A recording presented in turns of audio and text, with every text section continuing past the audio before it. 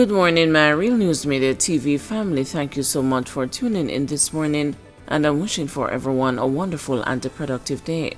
And in the news this morning for April 4, 2024, 3 dead after multi-vehicle crash in St. Anne. 3 persons were killed and others injured in a 4-vehicle collision along the Duns River Main Road in the vicinity of Pearly Beach in St. Anne. The crash, which occurred shortly after 10 p.m., involved at least 4 vehicles, including a Nissan AD wagon and a Range Rover. Residents alerted the police and the firefighters to the horrific scene shortly after the incident. Those feared the dead could be seen among the debris from the mangled AD wagon. More information on this developing story. Man charged for allegedly fatally stabbing 54-year-old during fight. Detectives have arrested and charged 32-year-old Michael Thompson, otherwise called the Mafia and the Cartel, in relation to the March 21 stabbing death of a man in Kingston. Thompson is of a Malines Road, Kingston 10 address. The deceased is 54-year-old Carlton Smith of Huntsdean Avenue, Kingston 10. Reports from the Halfway Tree Police are that about 7 a.m., a dispute developed between Smith and a man. The dispute reportedly became physical, and a knife was brought into play and used to inflict a wound to the left side of Smith's chest. The injured man collapsed along the roadway and was transported to the hospital by police, who were summoned to the scene. He was later pronounced dead. Following an investigation, Thompson was apprehended later the same day and placed into custody. House Clerk Valerie Curtis to retire. House Clerk Valerie Curtis is to proceed on retirement effective April 6, ending her decades-long parliamentary career. In a short statement announcing Curtis's departure, the House of Parliament said Curtis will proceed on retirement, having reached the age of retirement in April 2021 and having been granted an extension for an additional 2 years to expire upon reaching the age of 67 years. The announcement comes just over a week after Curtis was publicly reprimanded in a letter by House Speaker Juliet Holness for failing to comply with the ruling of the Speaker on the tabling of reports. The House Speaker had ruled in November last year that reports from the Auditor General's Department on public bodies would be tabled in keeping with Section 30 of the Financial Administration and Audit Act. The Speaker's letter was in relation to the 2 special audit reports of the Financial Services Commission and the Tax Administration Jamaica the AGD had sent to Parliament on December 28, 2023 and January 29 this year, which the Speaker said were received in breach of the ruling she made in the House of Representatives on November 7, 2023. Curtis, who served as the longtime deputy to former clerk Heather Cook, was appointed House Clerk July 2021. A statement at the time from Gordon House noted that Curtis began her parliamentary career as an assistant clerk in 1995. She was appointed deputy clerk in 2006 and served as acting clerk since October 2020 when Cook took leave of absence. Curtis was conferred with a badge of honor for meritorious service and the Order of Distinction Commander Class for her service to the Houses of Parliament of Jamaica in 2014 and 2020 respectively. BOJ to be summoned before Parliamentary Committee over banking issues. The Economy and the Production Committee of Parliament is to summon Central Bank Governor Richard Biles to respond to concerns regarding the country's banking sector. The committee is acting on a resolution tabled by opposition Member of Parliament Fitz Jackson. The resolution calls for the committee to meet with representatives of the Bank of Jamaica to probe the magnitude of losses suffered by account holders, banks, and other financial institutions. It also wants steps to be taken to mitigate the negative effects on account holders of licensees of the BOJ.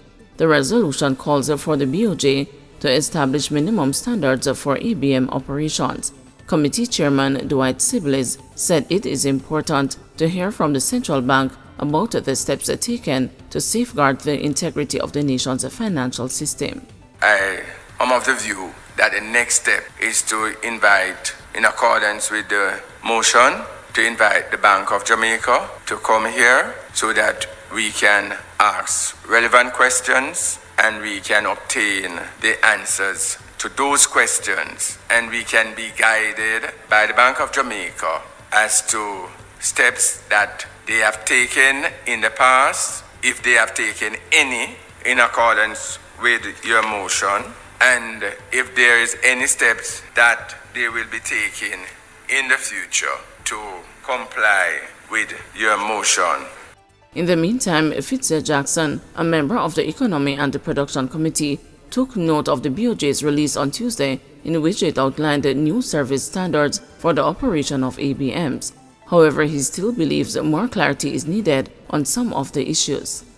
I want, when they come to the committee meeting, to provide the total number of ATM machines per licensee. That is, each bank, how many ATM machines that they have operating within the last 12 months. We want to know how much of those are located other than their branches. I would like for that to be broken out on a parish basis and if possible on a township basis, so we can get a sense of the kind of dispersion of the machines that they do have across the country. And I would like that for all licensees of the BOJ. I would also like the BOJ to provide information which would come from their licensees. What has been the average downtime for their machines on a monthly basis and cumulatively to an annual basis? The level, how many days on average, what is an average, and also what is the maximum time any has been out for those licensees. Chief Justice reports a significant reduction in court backlog. Chief Justice Brent Sykes says that the modernization of Jamaica's court system, which began in 2019, is now bearing positive results with a significant reduction in the backlog of cases clogging the court system. Speaking Wednesday at the swearing-in ceremony for several judicial officers at the King's House, Chief Justice Sykes disclosed that his administration has been able to reduce the caseload in the island's parish courts. So at the end of 2023, the net backlog in the parish court is under 2.5%. And that's a very significant development, bearing in mind that the international standard is between 2.5 or up to 5%, but we are actually down to under 2.5%. And there are not many courts in the region at any level that has achieved that level of efficiency. Now the net backlog is at 6%, 16% it should be under 10%, but a significant portion of that has to do with unexecuted bench warrants. And so that is something we'll be paying attention to in the second strategic planning period, the launch of which I am happy to tell you is April 10, 2024, and that plan will run from 2024 to 2028, and you will hear more about that and its plans next week at the appropriate time.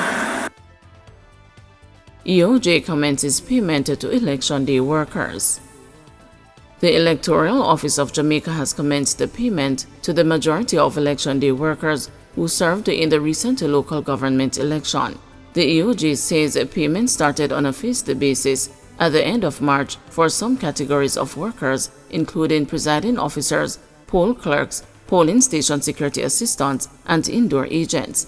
The gradual payment will continue later this week for other categories of workers, including supervisors, polling station assistants, and voting location assistants. Disbursements are being done through various methods, primarily through remittance entities. The EOJ says Election Day workers will be notified of their payment arrangement. Payments are still being processed for other categories of workers and the suppliers, including caterers, hoteliers, proprietors, haulage contractors, and other transportation providers.